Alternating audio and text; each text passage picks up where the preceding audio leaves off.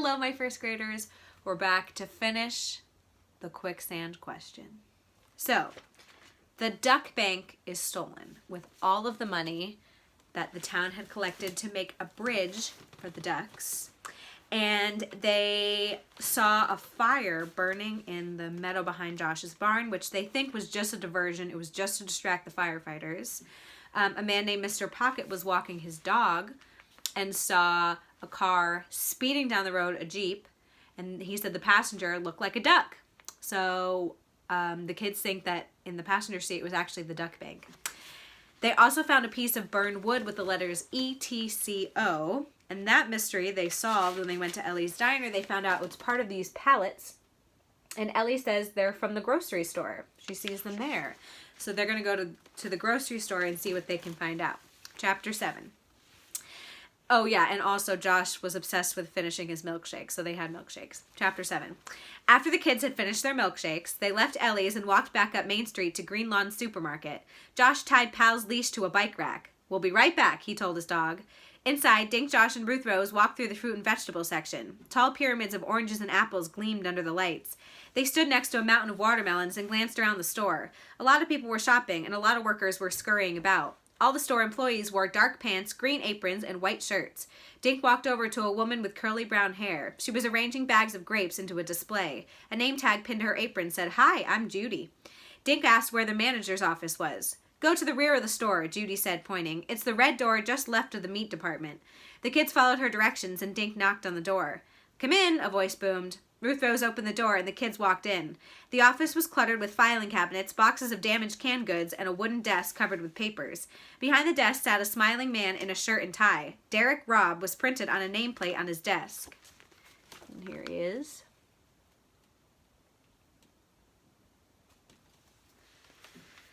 "Hi there," the man said. "How can I help you kids?" "Someone set a fire in the meadow behind my barn last night," Josh said. "We think whoever set it used pallets from this store." Ruth Rose showed Mr. Robb the chunk of burned wood. Mr. Robb examined the letters ETCO.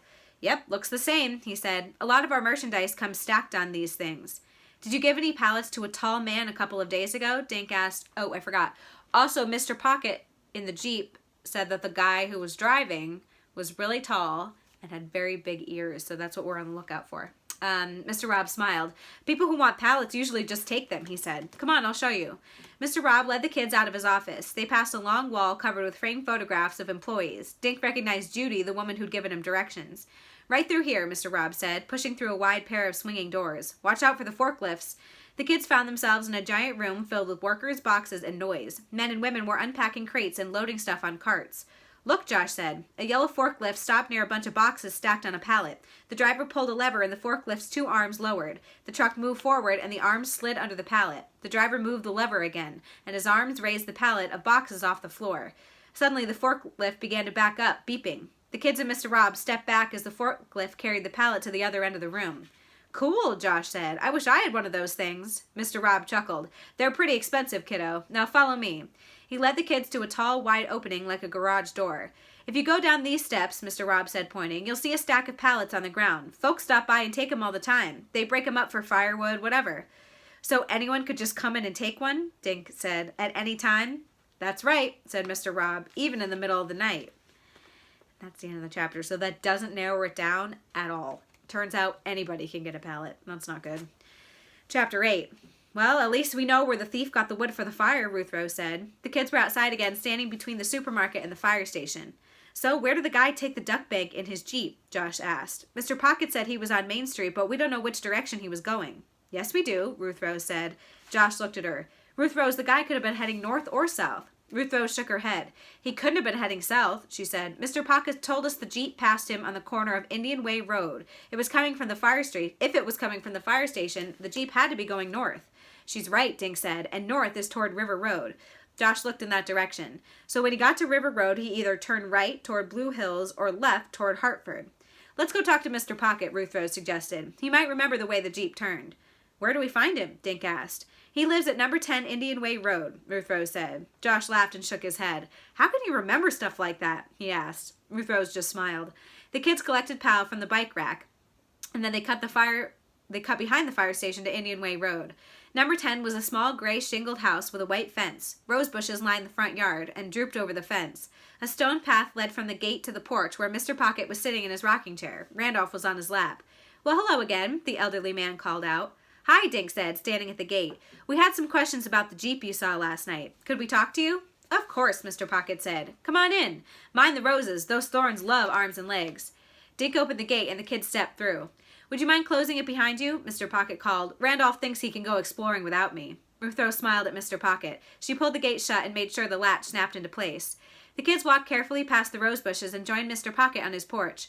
Pal looked up at Randolph and wagged his tail. "Okay, Randolph, you can visit with your friend," Mr. Pocket said. He set the dog on the porch near Pal. Then he stood and removed a bunch of newspapers from a long bench. "Please sit," he told the kids. The kids lined up on the bench and Mr. Pocket dropped back into his chair. A pair of eyeglasses lay on a low table next to the chair. Mr. Pocket put on his glasses and smiled at the kids. "Now, please, tell me what's going on," he said. "Why all the interest in the Jeep?" The kids told Mr. Pocket about the money being collected, the fire, and the theft of the duck bank. "That wasn't a passenger you saw in the seat next to the driver," Dink said. "It was the duck bank."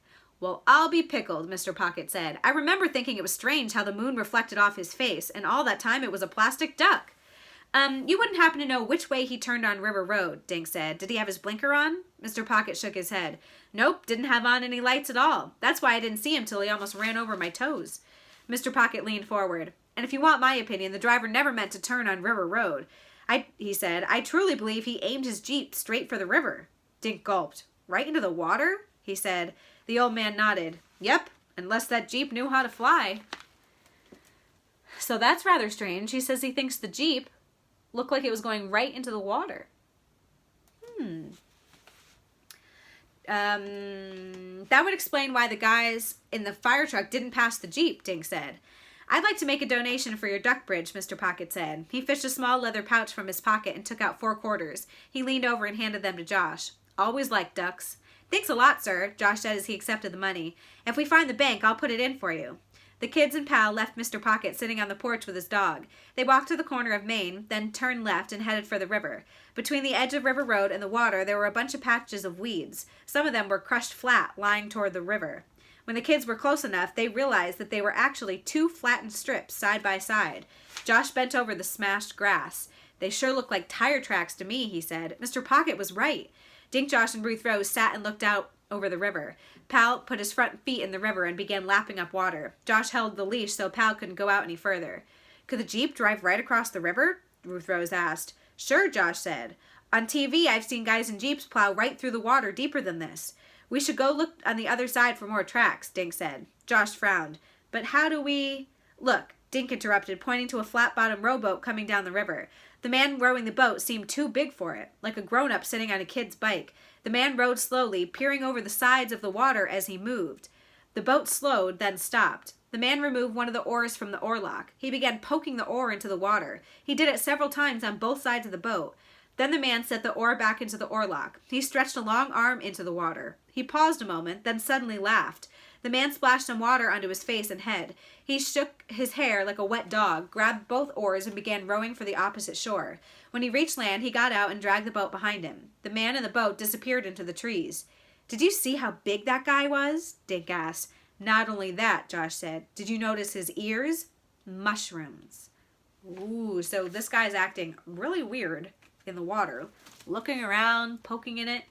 And he's a big guy, and he has mushroom-shaped ears. That seems like that's the suspect. Chapter 9. "That was the thief," Ruth Rose said. "But what was he looking for?" Dink asked. "Maybe the bank fell out of the Jeep when it was crossing," Ruth Rose suggested. "That duck is pretty big," Josh said. "Wouldn't he be able to just see it lying in the water?" "Well, he found something," Ruth Rose said, "and I'm going to find out what," Josh said. He looped Pal's leash around a tree, pulled off his sneakers, and started wading into the water. "Wait for me," Dink said, yanking off his own sneakers. "I'm coming too," said Ruth Rose, kicking off her sandals. They pushed their feet through the warm, shallow water. Dink could feel the fine sand between his toes. The water was so clear he could see the tiny pebbles on the bottom. "It's getting kind of muddy," Josh said, a few yards ahead of Dink. Suddenly, Josh stopped. He turned around with panic on his face. "I'm stuck!" he cried. As Dink watched, Josh started to sink. The water was up to his knees. "I can't pull out my foot!" Josh yelled. "I think it's quicksand." "Wait a minute." Dink said. He lunged ahead and grabbed Josh's arm. Then Dink felt the sand closing over his own feet and ankles, climbing steadily to his knees. He was stuck too. Ruth Rose, Dink shouted. Don't come any closer. I'll run for help, Ruth Rose yelled. She turned and splashed back to shore. Dink watched her climb the bank and race across River Road in her bare feet. Pal was straining on his leash and barking. Josh pulled out of Dink's grasp, struggling to walk back toward the edge, but the more he struggled, the deeper he sank. Don't move, Dink yelled. Get on your back. To demonstrate, Dink fell backwards into the water. He floated on his back, facing up. His legs were still stuck, but at least he wasn't sinking. Do it, it works, he called to Josh. Dink heard a splash as Josh fell over into the water. He could hear his own heart pounding in his ears. Trying to calm himself, he closed his eyes and let his body float. Suddenly, Pal began to bark even more wildly. Turning his head, Dink saw Jake and another man running toward the river carrying a ladder. Ruth Rose was right behind them. At the river's edge, the men flopped the ladder into the water. Don't move, Jake yelled out to Dink and Josh. Just stay the way you are. Lenny and I will have you out in a jiffy. The firefighters shoved the ladder into the water toward Dink. When it was near enough, he grabbed the last rung. Hold on, kid, Jake yelled. The men pulled the ladder. Dink could feel the suction on his legs as the quicksand didn't want to let go. But Jake and Lenny were stronger than the quicksand. Suddenly, Dink's legs oozed free of the muck. When Dink's feet touched solid river bottom, he splashed ashore. Immediately, the men thrust the ladder back over the water. Jake waded in and pushed the ladder until Josh could grab a rung. Pulling the ladder hand over hand, he and Lenny hauled Josh out of the river like a fish. Dink and Josh sat side by side, catching their breath. They were both sopping wet and red-faced. Pal lapped Josh's face and jumped over his muddy legs. Don't ever do that again, Ruth Rose said. Don't worry, Josh said. I'm never even taking a bath again. Everyone burst out laughing. Oh, thank goodness. I'll show you one page at a time, maybe. So there's Josh getting pulled out by the firemen. You can see Pal in the background, too. Thank goodness. That was a close one. By the way, Jake said, slapping the other man on the back. This is Lenny. Lenny smiled at the kids. Glad to meet you, he said. Not as glad as we are, Dink said, standing up to shake Lenny's hand. What were you kids doing out there? Lenny asked. That's where the Jeep is, Josh said. It is? Dink asked. Josh, we don't know. It's there, Josh said, pulling on his sneakers. When I was lying in the water, something sharp struck me in the leg. I reached down and felt the Jeep's antenna. That must be what the guy in the boat found. We have to go get Officer Fallon, Ruth Rose said. No need to, Jake said, holding a hand in the air. I called him from the station. Listen. They heard a siren coming closer. 20 seconds later, a cruiser roared up the river and stopped. Officer Fallon jumped out and practically slid into the river in his haste. You kids all right? He said, looking from one face to another. We're fine, Dink said. And Josh found the crook's Jeep. You did? Where? Josh pointed out into the water. Out there, buried in quicksand. I never even knew there was quicksand in Connecticut, Ruth Rose said. Quicksand can be anywhere. There's water and sand, Lenny said. I was a Navy SEAL and I saw plenty of the stuff. But we've waded in the river lots of times, Josh said. I never got stuck before. Sometimes you can only find it in small pockets, Lenny explained. In fact, right here is a perfect spot for it. Lots of sand under shallow, slow-moving water. But how did you know to look here? Officer Fallon asked the kids. We went to see Mr. Pocket, Dink explained. He told us it seemed like the Jeep went straight ahead instead of turning on River Road, so we came here and found tire tracks. Then we saw a guy in a boat, Josh added. He was looking for something in the water. He found it, then took off. That's when Josh decided to take a mud bath, Ruth Rose said with a grin. The three men and the three kids looked out over the river. The blue sky and sparkling water and golden sand looked so peaceful. If you're right about the Jeep, Officer Fallon said, the duck bank is probably down there too. But how do we get it out? Ruth Rose asked. Officer Fallon scratched his chin. That's a good question, he said. I think I have the answer, Lenny said. That's the end of the chapter. I wonder what the plan is. Let's find out. Chapter 10. Everyone looked at Lenny.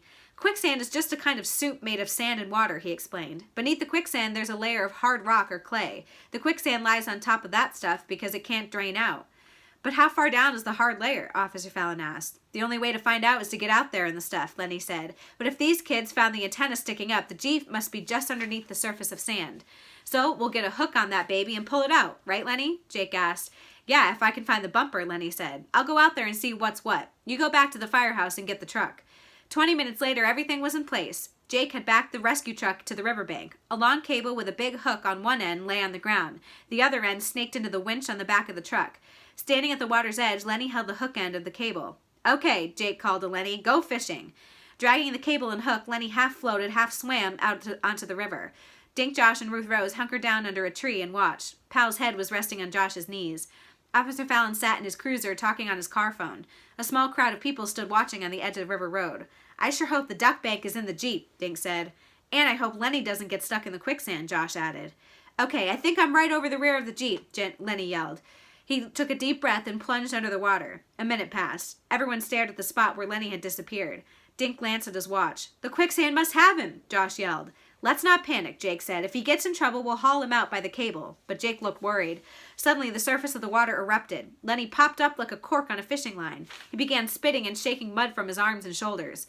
What took you so long? Jake yelled to his partner. The Jeep sank at an angle, Lenny called back. So unfortunately, the bumper is lower down than I thought. Did you get the hook on it? Jake asked. Lenny grinned. Of course I did. Pull her in, Jake. Jake ran to the truck and threw a lever, and the cable began to inch backward into the winch. As the cable tightened, the winch strained, making a noise like fingernails on a chalkboard. Everybody stared at the river. Out in the water, the back end of the yellow Jeep suddenly broke the surface. There it is, Ruth Rose cried. Officer Fallon had come to stand behind the kids. Well, I'll be darned, he muttered. They all heard a sucking sound as the quicksand gave up the Jeep. Inch by inch, the Jeep oozed toward the riverbank like some yellow sea monster. Water and sand cascaded off the metal and glass. Finally, the Jeep's rear tires came to rest against the riverbank. In the passenger seat, wet and muddy, sat the duck bank. The coins were barely visible through the clear plastic because of the sand and water that had seeped in. Yay! They got the duck bank out. And they got the Jeep out. That's exciting. This bank must weigh a ton with all that water and muck inside, Lenny said. I know I can't lift it. Let's haul the Jeep back to the firehouse, Jake suggested. He climbed into the driver's seat of the rescue truck. We'll use the hoist to lift the bank, then empty out the money and let it dry. And I'd like to see what's what in that glove compartment, Officer Fallon said. Lenny nodded. He opened the Jeep's doors, letting muddy water fall out into the ground. With it came a soggy mixture of old hamburger wrappers, a t-shirt, and a raggy green towel. Okay, Lenny said. Take her away. The rescue truck slowly pulled the Jeep toward the firehouse. Water was still oozing out. Officer Fallon followed in his cruiser. With all the excitement over, people began to wander away. Let's go watch them empty out the bank, Dink said. Could we get some lunch first? Josh asked as he untied Pal's leash from the tree. I swear, I'm losing weight here. Okay, we can go to my house and eat, Ruth Rose said. I wouldn't want Josh to get any skinnier. Pal was sniffing the wet hamburger wrappers that had just poured out of the Jeep. See, even my dog is hungry, Josh teased. Wait a minute, guys, Ruth Rose said. Using the toe of her sandal, she kicked at the wet towel. Only it wasn't a towel. It was a green apron, and flashing in the sun was a name tag pinned to the material. 3 words were printed on the name tag. Hi, I'm Martin. And that's the end of that chapter. So where have we seen a green apron with a name tag on it that said hi and somebody's name? Because we've seen that before. Think about that one. Chapter 11. The kids stood looking down at the name tag. I've seen an apron and name tag like this before, Dink said. In the supermarket. Martin must work there, Josh said. Let's go arrest him. We can't arrest anybody, Ruth Rose said. We have to tell Officer Fallon. Ruth Rose scooped up the apron and wrung out the water. Then the kids raced up the grassy slope and across River Road. Pal lopped alongside Josh. On the firehouse driveway, they saw Jake, Lenny, and a couple of other firefighters. The Jeep was standing in a puddle of river water. Have you seen Officer Fallon? Jake asked one of the firefighters. You just missed him, the man said, pointing to the Jeep's open glove compartment. He grabbed some papers and left. Do you know if he went to the police station? Ruth Rose asked. The firefighter shrugged. He didn't say. Dink looked at Josh and Ruth Rose. What should we do? He asked. If Martin is the crook, we need to let Officer Fallon know, Ruth Rose said. But it might be too late, Josh said. If Martin works next door, he might have seen the Jeep being dragged over here. Josh quickly glanced toward the supermarket. He could be watching us right now. Dink thought for a minute. We saw Martin in a rowboat a while ago, so maybe he isn't working at the market today, he said. He might not know we found the Jeep. Ruth Rose was still holding the damp apron. She looked across the lawn toward the supermarket. Come on, she said. If Martin isn't working today, maybe we can find out where he lives. And even if he is working, we'll tell Officer Fallon. They crossed the lawn that separated the fire station from the supermarket. Josh left Pal tied to a bike rack again, and the kids hurried inside. Keep your eyes peeled for a big guy with mushroom ears, Josh whispered. But the store was packed with Sunday shoppers. Dozens of workers in green aprons scurried around. Many of the male employees were pretty big. How will we ever find him? Ruth Rose asked. Martin could be anywhere. I have an idea, Dink said. When we were here before, I saw a bunch of pictures of employees. Let's check them out. Josh and Ruth Rose followed Dink toward the back of the store. They cut through the pet food aisle, took a right at the dairy department, and stopped in front of the wall of photographs. Here he is, Dink said, pointing. The man they'd seen in the rowboat was in the bottom of the row of pictures. He was the only one with huge ears. Martin Fleece, Dink said, reading the name under the picture. What should we do? Josh asked. There he is. He does have pretty big ears. Ruth Rose held up the apron. "We have to find out if he's here," she said. "Let's see if Mr. Robb is in his office." The store manager's office was only a few yards from the wall of pictures. The door was open and Dink could hear Mr. Robb's voice. "Someone's in there with him," Dink whispered to Josh and Ruth Rose. They stood just outside the door.